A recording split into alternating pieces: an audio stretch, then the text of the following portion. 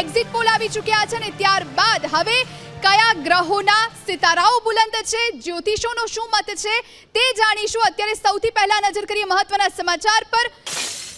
લોકસભાની ચૂંટણીના પરિણામ પર જ્યોતિષોનો પોલ। જ્યોતિષો શું માની રહ્યા છે, કોના ગ્રહો બુલંદ છે, કોના સિતારા ચમકી રહ્યા છે, જ્યોતિષોના મતે કોને મળશે કેટલી બેઠક, કોણ સત્તા જમાવશે અને કોને ઘરે પરત ફરવું પડશે, જ્યોતિષીઓના મતે કોની થશે જીત અને કોની થશે હાર તે જાણીશું। કયા પક્ષના સિતારા બુલંદ છે તે જાણીશું। તો કયા પક્ષના ગ્રહ નબળા છે, કયા પક્ષના ગ્રહ બુલંદ છે, જ્યોતિષીઓ શું કહી રહ્યા છે તે જાણીશું। અને હવે અલગ અલગ જ્યોતિષીઓનો મત જાણીશું। લોકસભાની ચૂંટણીના પરિણામ પર જ્યોતિષીઓનો પોલ। તો ચેતન પટેલ જ્યોતિષાચાર્ય જેમણે શું આગાહી કરી તેની ઉપર નજર કરી લઈએ। તો આપ જોઈ રહ્યા છો તે પ્રમાણે ઇન્ડિયા ગઠબંધન જેને 370 થી 390 બેઠકો મળશે, એનડીએ ને અને ઇન્ડિયાને 120 થી 140 બેઠકો મળી શકે છે। આ તરફ ભાજપને 320 થી 330 બેઠક મળી શકે છે અને બીજી તરફ કોંગ્રેસને 40 થી 50 બેઠકો મળી શકે છે। આ જ્યોતિષીઓનો મત છે। ખાસ ચેતન પટેલ જેમણે આ મત વ્યક્ત કર્યો છે, સીધા ચેતન પટેલનું આ અનુમાન છે અને જેમણે ભાજપને ગુજરાતમાં 26 માંથી 26 બેઠક મળી શકે છે તે અનુમાન વ્યક્ત કર્યું છે। સીધા જઈએ મારા સહયોગી ધ્વનિ પાસે। જી ધ્વનિ। બિલકુલ જુહી, ચેતનભાઈથી જ આપણે શરૂઆત કરીએ। ચેતનભાઈ, આપણે એનડીએ 370 થી 390નું અનુમાન છે, ઇન્ડિયા ગઠબંધન 120 થી 140, એમાં ભારતીય જનતા પાર્ટીની 320 થી 330 બેઠકો આવશે અને કોંગ્રેસની 40 થી 50 બેઠકો આવશે। ગુજરાત માટે આપણે 26 થી 26 બેઠક ભારતીય જનતા પાર્ટીને આપના અનુમાન મુજબ છે। કયા આધાર ઉપર? કેમ કે ગ્રહો, સ્ટાર્સ, નંબર્સ ઘણો મોટો ભાગ ભજવતા હોય છે, આપનું અનુમાન શું છે? હવે જ્યારે એસ્ટ્રોલોજીકલ અનુમાનની વાત આવે, જો ગ્રહોને આધારે તો શનિ ગોચરમાં બળવાન છે ત્યાં સુધી વડાપ્રધાન Narendra Modi one side one way જીતે છે દરેક જગ્યાએ, જે ધારે એ પ્રમાણે પરિણામ આવે। હવે અહીં નંબર્સની વાત આવી, દરેકને નંબર્સ મળે, જ્યાં નંબર્સ આવે સીટોના તો ન્યુમરોલોજીનો સિદ્ધાંત લાગી જાય। ન્યુમરોલોજી કેવી રીતે વર્ક કરે છે એવું છે। આજના દિવસની જે રિઝલ્ટના દિવસની હવે વાત કરીએ, આવતીકાલે જે રિઝલ્ટ આવવાનું 6 જૂન 2024, 4 જૂન 2024, જ્યારે અહીંયા ફિગર્સની વાત આવે, આનું આખું ટોટલ મારીએ ને તો 4 જૂન 2024 એનું આખું ગ્રાન્ડ ટોટલ 18 થાય છે। 4, 6, 2 અને 4 આટલા ફિગર એની અંદર આવે, 18 થાય। 1 + 8 = 9। મેજિક અહીંથી શરૂ થાય। ન્યુમરોલોજીનો છેલ્લો અંક છે 9। 9ને બહુ મેજિક અંક કયો છે। હવે અહીં 4 જૂનની વાત આવી એટલે 4 પણ એક રાહુની ફિગર છે, એ પણ અનપ્રિડિક્ટેબલ। અહીંયા વાત પૂરી નથી થતી, શરૂ થાય છે 9 અને 4, 13 એટલે 1 + 3 = 4। હવે વડાપ્રધાન નરેન્દ્ર મોદીની ડેટ ઓફ બર્થ 17 સપ્ટેમ્બર 1950, આખું ટોટલ મારીએ ને બધા નંબર્સનું 41 થાય, ફિગર આવે 5। તેમની 17 જન્મ તારીખ છે, તેનું ટોટલ મારીએ, ફિગર આવે 1 + 7 = 8। 8 ને 5 13, ફરી અહીંયા આંકડો આવે છે 1 + 3 = 4। આ બંને રીતે 4 નંબર અહીંયા મેજિક બને છે। આ 4 તારીખ જે પસંદ કરાઈ છે, આવી છે, રાખવામાં આવી છે, વોટ એવર કંઈ પણ હોય, પણ આ બધા નંબર્સનું ઇન્ડિકેશન આપે છે કે પરિણામમાં શું આવી શકે છે। એટલે આપણે આવું એક અનુમાન કરી શકીએ કે અહીંયા 4 નંબર વર્ક કરવાનો છે। એટલે બીજેપીની ઇન્ડિવિઝ્યુઅલ જો આપણે ગણીએ 320 થી 330 આવા પ્રકારે એક સીટો આવી શકે એમની ઇન્ડિવિઝ્યુઅલ। એનડીએની કરીએ તો 370 થી 390, 91 સુધી આવી શકે, કારણ કે ત્યાં ફિગર 4ની આવી જાય। જો 91 ક્રોસ કરે તો જે 400 પારની વાત કરે એની સંભાવના બની શકે। પરંતુ અહીં કોંગ્રેસ પણ 4ના ફિગરમાં જ રમશે। ગઈ વખત ભલે 5ની 50ની ઉપર સીટ હતી, આ વખતે 40 થી 49, મેક્સિમમ 50 એની પાર જાય એમ નથી.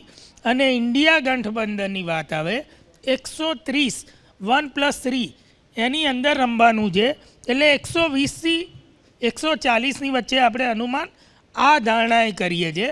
અને ગુજરાતમાં 26-26 એટલે આપીએ છીએ કે આખી શાખનો સવાલ છે વડાપ્રધાન નરેન્દ્ર મોદીનો.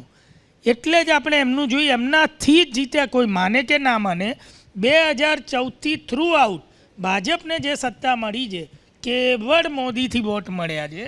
એટલે તેમની જે 17 તારીખ છે 1+7 = 8 અને ગુજરાતમાં 26 સીટો છે, 26-26 આવવાની. એટલે આવું અનુમાન આપણે આ આધાર લઈને કરીએ છીએ.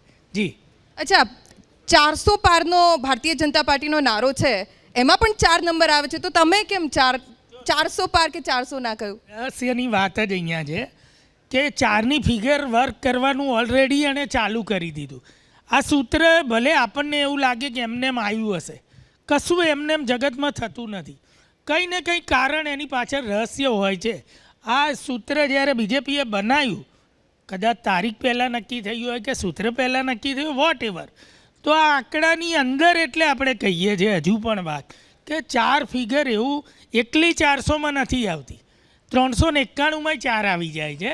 એટલે ક્યાંય ને ક્યાંય એક વ્યક્તિ ઉપર આટલી મોટી ગેમ રમાઈ રહી છે, એટલે થોડું આપણે કોન્સન્ટ્રેટ કરી સમજી અને આ ફિગર કહીએ છીએ.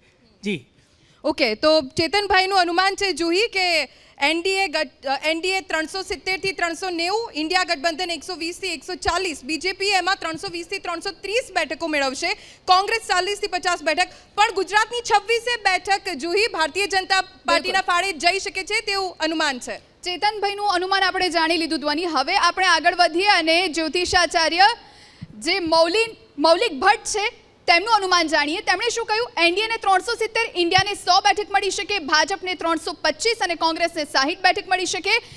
અને સાથે ભાજપને ગુજરાતમાં 26માંથી 26 બેઠક મળી શકે, કારણ કે આ વખતે સુરત લોકસભા બેઠક પર તો બિનહરીફ ભાજપ જીતી ગઈ, એટલે 25માંથી 25 બેઠક મળી શકે છે. કોંગ્રેસ અહીં શૂન્ય રહેશે. હવે તેમનું એવું શા માટે અનુમાન છે, તેમનું શું કહેવું છે? ધ્વનિ, શું કહી રહ્યા છે મૌલિકભાઈ? બિલકુલ, મૌલિકભાઈ પાસેથી જ જાણીશું. અને કોસ્મો ગુરુ પણ છે મૌલિકભાઈ, આપનું અનુમાન શું કહે છે મૌલિકભાઈ?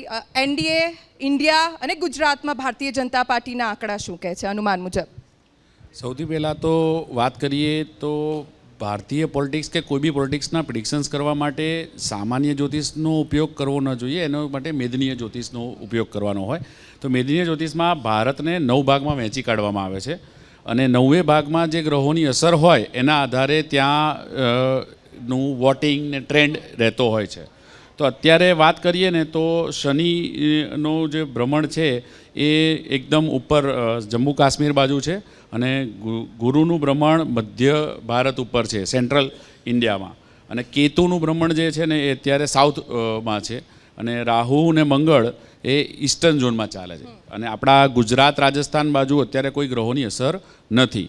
એટલે આ જે ભારતની જે કુંડળી મેદનીય જ્યોતિષના આધારે બનાવવામાં આવે એના આધારે જ રાજકીય ભવિષ્ય થઈ શકતું હોય છે. અને એમાં જો આપણે વાત કરીએ તો જેમ ગુજરાત અને રાજસ્થાન બાજુ છે ને કોઈ ગ્રહોની અસર નથી, એટલે ટ્રેન્ડ કેવો રહેશે જે ઓવરઓલ પહેલાં હતો એ જ ટ્રેન્ડને, કારણ કે કોઈ ગ્રહોનું પ્રભુત્વ છે જ નહીં, એટલે જે પ્રેક્ટિકલ જે ચેન્જીસ હોય એ જ ચેન્જીસ દેખાય, ગ્રહોના લીધે કશું નથી. પણ સાઉથ ગુજરાતમાં જ્યાં કેતુનું અસર છે, એટલે તમે આંધ્રપ્રદેશ, તમિલનાડુ ગો, તેલંગાના વાળો, કર્ણાટકવાળો જે પાર્ટ છે ત્યાં કેતુનું છે, એટલે ત્યાં તમને 20થી 25% ચેન્જીસ જોવા મળશે. એટલે ઓવરઓલ જે મોટો ફરક પડવાનો છે એ કેતુના કારણે સાઉધર્ન ભારત છે એમાં થશે. અને રાહુ છે ત્યાં બહુ જ ઓછો ભાગ છે ભારતનો, કારણ કે બાકીના ભાગમાં કોઈ મત વિસ્તાર નથી, એટલે ત્યાં પણ ચેન્જીસ બહુ દેખાતા નથી. અને મધ્ય ગુજરાત અરે મધ્ય ભારત જ્યાં ગુરુની અસર છે અને બાકીના સૂર્યને બધી છે, એટલે પ્રો ગવર્મેન્ટ વોટિંગ થાય. એટલે ગુરુ અને સૂર્ય અને બધો પ્રભાવ શું કરાવે કે જે ગવર્મેન્ટ છે એ જ ગવર્મેન્ટ તરફ ફ્લો વધારે આવે. અને એ બાજુ જોવા જાઓ તો યુપીનો મોટો ભાગ, મધ્યપ્રદેશ, છત્તીસગઢ, ઝારખંડ, આ બધા બિહાર, આ બધા પાર્ટ એની અંદર આવે છે. એટલે ઓલમોસ્ટ 190થી 200 સીટો ત્યાં છે. અને એ પ્રો ગવર્મેન્ટ બાજુ, ઓડિશાવાળી પાર્ટ. એટલે પ્રો ગવર્મેન્ટના લીધે શું થશે કે એ વોટિંગમાં લગભગ 5% ગવર્મેન્ટની પ્લસમાં જશે. એટલે ઓવરઓલ જોવા જાય તો 180-90 સીટ ત્યાં થઈ જાય છે. ગુજરાત રાજસ્થાન ને એ બધા પાર્ટમાં કોઈ ચેન્જ નથી. એ બધાને જોતાં ઓવરઓલ બીજેપીનો જે સિનારીઓ છે એ 300ની આસપાસનો સિનારીઓ છે, કારણ કે એનો બેલ્ટ મેક્સિમમ એ જ હતો, એટલે એ જે એને ફાયદો થઈ રહ્યો છે. અને સાઉથમાં બીજેપી કે એના કોઈ વર્ચસ્વ નહોતું, પરંતુ આ વખતે ત્યાં એનડીએ અને બીજેપી લડી રહ્યા છે અને કેતુની અસર છે, એટલે બીજેપીને થોડી ઘણો ગેઇન થયે, પણ મોસ્ટ ઓફ ત્યાંથી એનડીએના સાથી બીજેપીના સાથી પક્ષોનો ગેઇન થશે. એટલે આ આખું આવી રીતે આંકલન જોવામાં આવે ડિટેલિંગમાં, તો એ ડિટેલિંગ આંકલન એવું બતાવે છે કે બીજેપીના 325ની આસપાસ ±5% હોઈ શકે, અને ઓવરઓલ એનડીએ જે છે એના પણ 370ની આસપાસ થઈ જાય. આવી રીતે આખા જો ભારતના મેદનીય જ્યોતિષના આધારે પ્રિડિક્શન્સ કરીએ તો, સાથે સાથે અમે લોકો જે મેઇન આના પોલિટિશિયન્સ છે જ ભારતમાં, દાખલા તરીકે મોદી સાહેબ છે કે અમિત શાહજી છે કે રાહુલજી છે, એમના કોસ્મો વાઇબ્સ આ 2 મહિનામાં કેવા હતા એનું પણ આકલન કરીએ છીએ.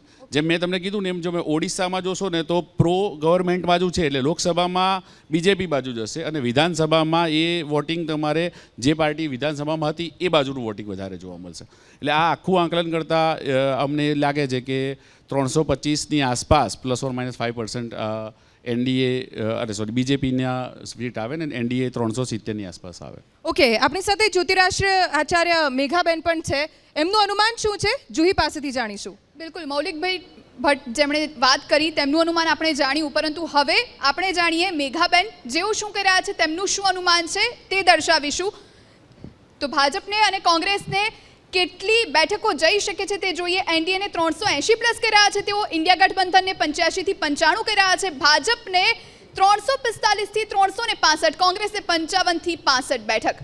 તો સાથે ગુજરાતની વાત કરીએ, ગુજરાતમાં ભાજપને 21 મળી શકે અને કોંગ્રેસને 5 બેઠક મળી શકે છે. આ અનુમાન મેઘાબેને વ્યક્ત કર્યું છે. હવે એની પાછળ એમનું શું ગણિત છે એ જણાવશે સહયોગી ધ્વનિ. જી ધ્વનિ. વૈદિક એસ્ટ્રોલોજી મુજબ મેઘાબેને 21 બેઠક ગુજરાતમાં ભાજપ અને 5 બેઠક કોંગ્રેસને આપી છે. ઇન્ટરેસ્ટિંગ આંકડો છે, 5 બેઠક કોંગ્રેસને જાય છે આપના અનુમાન મુજબ. કઈ રીતે અને કઈ બેઠકો? ટોટલ 21 બેઠક અને એક તો ઓલરેડી ગિવન છે, right, to BJP. So total 21 બીજેપીને જશે અને 1 કે 2 બેઠકો છે, આઈ સેડ 21+. સો જે 1 કે 2 બેઠકો છે એ જઈ શકે છે કોંગ્રેસ અથવા અન્યને.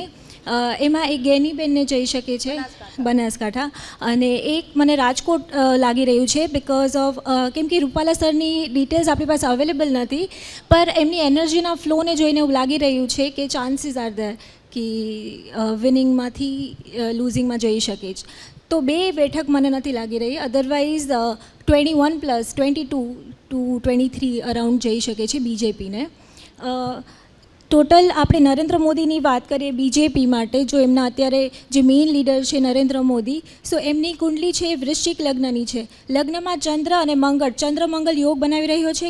રૂચક નામનો પંચ મહાપુરુષ રાજયોગ બનાવી રહ્યો છે, જે આપણે રામ ભગવાનની કુંડલીમાં બી જોઈ શકીએ છીએ 7મ ભાવમાં.